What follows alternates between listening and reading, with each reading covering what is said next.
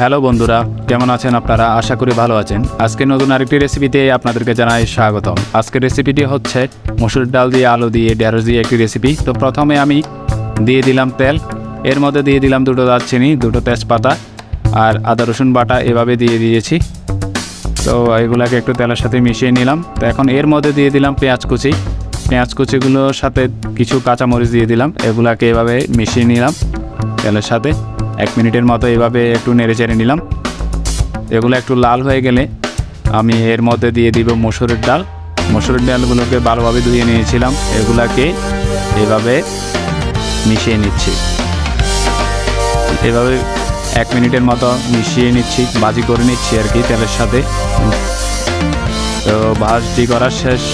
এখন আমি এর মধ্যে দিয়ে দিব আলু, ঢেঁড়স, এগুলাকে আমি কেটে রেখেছি। তো এগুলাকেও দিয়ে দিলাম। এগুলা দিয়ে শেষ হয়ে গেলে এগুলাকে একটু মিশিয়ে নিব।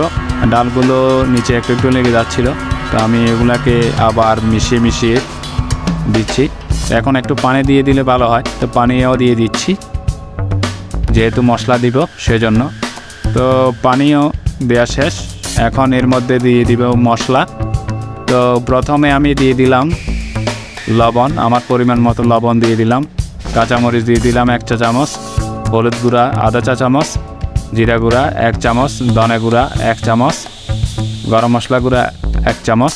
এগুলা দেওয়া শেষ হয়ে গেলে আমি এগুলাকে আবার মিশিয়ে নিচ্ছি। একটু মিশিয়ে নেওয়া শেষ হয়ে গেলে আমি এর মধ্যে একটু পানি দিয়ে দিব। পানি দিয়েছিলাম আগে, এগুলা হবে না আমার জন্য, তো সেই জন্য এখানে একটু পানি দিব।